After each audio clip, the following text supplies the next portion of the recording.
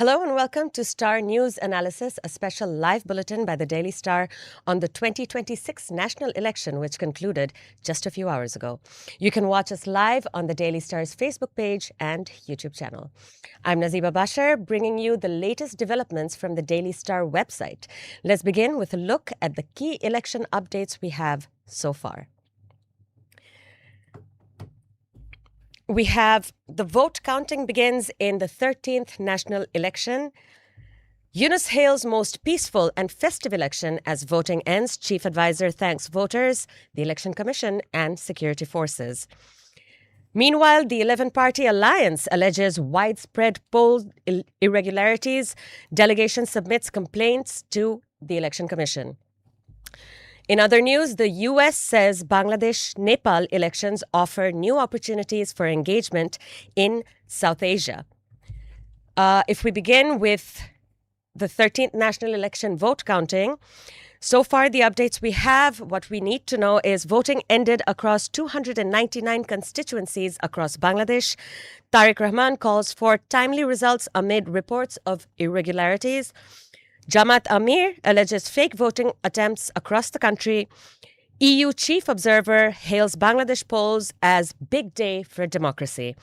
The army chief calls on citizens to vote without fear. Tasnim Jara alleges obstruction of polling agents. And this time it feels like Eid. First time voter shares experience. If we go back to Yunus hails most peaceful and festive election as voting ends, the chief advisor, Professor Mohammed Yunus, today extended his heartfelt congratulations and gratitude to the entire nation as voting in the 13th national parliamentary election and the referendum 2026 concluded in a peaceful, orderly, and festive environment. In a statement issued by his press wing after voting concluded at 4:30 p.m., he said, "The spontaneous participation of voters, the responsible conduct of political parties, the restraint shown by candidates, and the professionalism of all institutions involved in the electoral process collectively demonstrated that our commitment to democracy remains unwavering." Meanwhile, the 11-party alliance has filed complaints with the Election Commission alleging widespread irregularities at numerous polling centers across several constituencies, including Kumilla 8, Shariatpur 2, and Potuakhali 1, while demanding the immediate suspension of voting at the affected locations. The alliance delegation met Chief Election Commissioner AMM Nasiruddin at the Nirbachan Bhavan, subsequently submitting a written complaint accompanied by links to more than 100 video recordings as evidence. U.S. Representative Bill Huizenga has said the elections in Bangladesh and Nepal following recent uprisings offer new opportunities for American engagement in South Asia. In opening remarks at a hearing on U.S. foreign policy in South Asia yesterday, Huizenga, chairman of the South and Central Asia Subcommittee in the U.S. Congress, noted that Nepal and Bangladesh are undergoing political transformations. Bangladesh is holding its first national election today following the 2024 uprising, while Nepalese youth overthrew an authoritarian government in September 2025, and the country will hold democratic election next month. We've just taken a quick overview of the major stories. To help us understand what they mean, we are now joined by former BBC correspondent and senior journalist, Mr. Shakil Anwar. Hi. Welcome to the show. So let's talk about the vote counting. The Election Commission has, in the meantime, begun the vote counting of the 13th national parliamentary election, and it is being said to be a very big day for democracy. Can I just know your thoughts on how do you think this counting is going to be? Is it going to be as legitimate as we hope for it to be compared to past elections? Well, if you ask me, will it be legitimate? I think the information we get so far, it will be. It will be. And you see, you were talking about the thanks and felicitations from Dr. Yunus. Yes. I mean, the language, it says that it's a big relief to him, actually. Yes. You understand that, his government failed, I should say, largely to carry the big expectations they have. Yeah. People put on them in 2024 in terms of this running of the government, security, and lots of concerns, people. And so he was banking on this election, actually. Exactly. It will be his legacy if he can hold a good election, Yes. which will be free and fair and acceptable, and will be endorsed Right. from people who matter. Right. So I think he sends and the statements from the Americans you're talking about, I think he's relieved. And I think the kind of history we know about electoral violence in Bangladesh, since 1991. I think 1991 election was the best election so far until now. And even in 1991, if I can remember, it was about 50 people died in police violence. So if you consider that good election within court, it's one people died, and whether it was from poll violence, it's not sure yet in Khulna. So one died. Maybe it's not from poll violence, but even if it is, it's one died so far throughout the day. Right. That's a good thing. So I think, and I saw enthusiasm, actually, enthusiasm for the election. And I traveled around the country over the last 2 weeks. And nobody told me that I'll not vote. So I sensed that there is a kind of enthusiasm about this election, and that happened probably today. Right. If we talk about the law and order situation, like you said, that we were expecting some kind of polls violence. If we talk about the law enforcement agencies and security agencies that have been on the field from last night, they have been doing a lot of work in stopping or catching attempts to obstruct the polls. If you just want to tell me about the role of the security agencies in these two, last night and today. Well, yeah. I mean, there are lots of concerns actually about the security. What will happen to the security? Because the police, after 24, police was not the police we know. Actually, they were or the one we traumatized. Actually, it was a traumatized force, and I'm not sure whether they came out of this trauma they faced. So there are lots of concern, and police is a big factor in the election. So everybody was banking on the army, what army does. And the messaging from the armies we witnessed over the last 7 days, while I was traveling around the country. Even in villages, I saw, army was patrolling. So they are trying to give an image, will not tolerate any violence. That is one good thing, it worked probably. And other thing is, I think the political parties behaved responsibly this time. That was the biggest thing. They didn't try to create any trouble. They didn't say anything. The leaders didn't say anything provocative that triggers violence. So that was the biggest thing, I think, more than what the security forces were doing. The political parties, I guess, they behaved quite responsibly. Right. Like Professor Mohammed Yunus also said that they showed considerable restraint.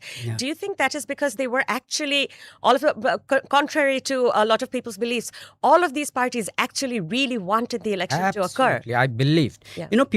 People even 7 days ago, people were saying, will there be election at all? Exactly. I always told them, I don't see any reason why the elections won't be held. Right. Because everybody wants it. The Professor Yunus wants it, the army wants it, the political parties wants it, and the big stakeholders like the business people wants it, and then the foreign partners, the influential foreign partners. America wants it, India wants it. So why not? There won't be. Why you are suspicious? Even the youth, I believe. The everybody was. Enthusiastic what was the alternative actually? Right. What was the alternative to election? If there was any better alternative, okay. So there was no better alternative actually, and everyone knew that. So I think it's a good election, and it's a relief to Dr. Yunus. At least he's leaving some legacy. Right. It's a good election. Huh? Right. So amid So all far, this, so far. yes, Uh-huh. so far, so good. We can hope for it. But ultimately, amid all this, the 11-party alliance has still brought on allegations of widespread irregularities, and they have also submitted video recordings as evidence. So can I just know about this? We also know that from the night before the polls, actually, these videos have been surfacing across social media. If you could just tell me your opinion about this. Well, nobody expects that it will be a ideal election in Bangladesh. Given the history, when last there was an election, there was nothing happened. Right. Absolutely perfect. So nobody expect that actually. So how many centers there are allegations? I don't think it won't be more than a 12. Right. More than a 12. And we'll see, in forensic investigations, we'll see lots of intimidations. I'm sure it will come out in the next few days. There are intimidations. But whether it will put a big question mark on the election, on the acceptance of the elections, So I don't think so. The kind of allegations we are thinking, has anybody said, we are, rejecting the elections? No, nobody. Yeah, no. not yet at least. Not yet. Not yet. Not yet. I don't think so. Yeah. So when the US says that the election in Bangladesh and Nepal, let's talk about the election just in Bangladesh right now, offers a new opportunity for engagement in South Asia. What does that mean for Bangladesh? Well, I think it's an indication of endorsement. Looks like, yeah, and that endorsement means a lot for Bangladesh for this election. So there is not much violence. Not much violence. It's a big thing. Violence is a big concern. Right. It was a big concern. And the moment the human rights violations would come up, there would have been some friction, I believe, between the Bangladesh and the U.S. observers or whoever is observing. There would have been some allegations and things that might have hampered their view of the election. There were always allegations. Right. In Bangladesh, if you analyze all the elections, 91, 96, 2001, 2008, there are always some kind of allegations, Yeah. But how big was it? That is the question. Right. Will it put the entire election under question mark? Right. So that is the thing, How big is the allegation and how widespread it is? Right. We have to see. We have to look at it. Do you think some of these allegations of irregularities that are sprouting up right now, is it to create some friction, or do you believe they might be genuine concerns? There might be actually until we get the full picture actually what is happening. Yeah, it's very difficult to comment on it. How widespread it is, and is it on a very local things? Very local things. Somebody pushed somebody, and then there was a big fight going on. This kind of things, or they found some already stuffed ballots in the box. This kind of thing. Then it is a big thing. So we have to check what kind of allegation it is and how the election commission reacting to it. Yeah, that's the big question. We'll get better pictures in next few hours probably, and the statements from the election commission, what they say about it. Right. So sir, there is one question in everyone's minds I want to ask you lastly, and as a journalist who has covered elections for so many years, when do you actually think we might get the results? Well, depends. It depends. If we see, suppose by midnight, we see one party got 14 seats, right? Another party got 2 seats, and that party which got 14 seats is ahead in 50 other seats. Right. So we can then sense that's one party is swept the election. Right. But if we hear that one party got 14 seats, another party got 10 seats, right, Okay, this party is ahead in 10 seats, this party is ahead in 14 seats. Then there'll be Close competition. close competition. And there comes the problem. Right. When the party supporters and the candidates see this kind of pictures, they become alert. Right. Yeah, they become alert. Okay, now we have a chance. We won't. And if they see any delays in counting and other things, you will see tension. Yeah. You will see tension. So it depends on then what kind of results we are seeing by midnight. Yeah. Right. Sir, I know I said that was my last question. I just want to ask one more question. We thought there would be post-time violence. There wasn't. What are your thoughts on the possibility of post-polls or post-result violence?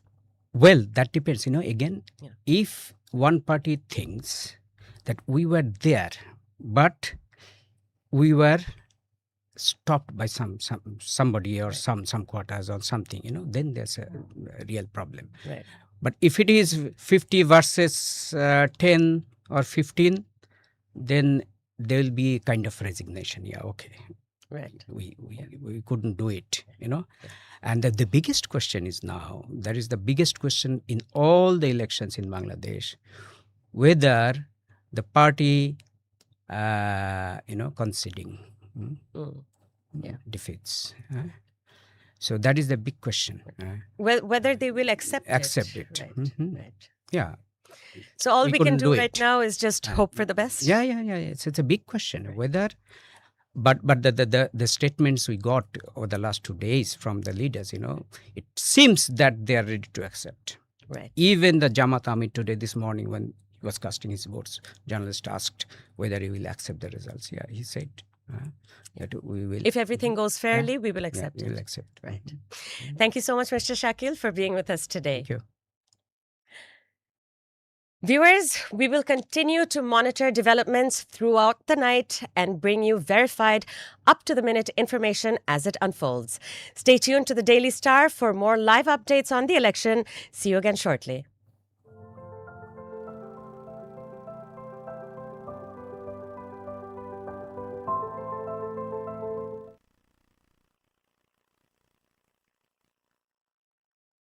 Absolutely perfect. That is the biggest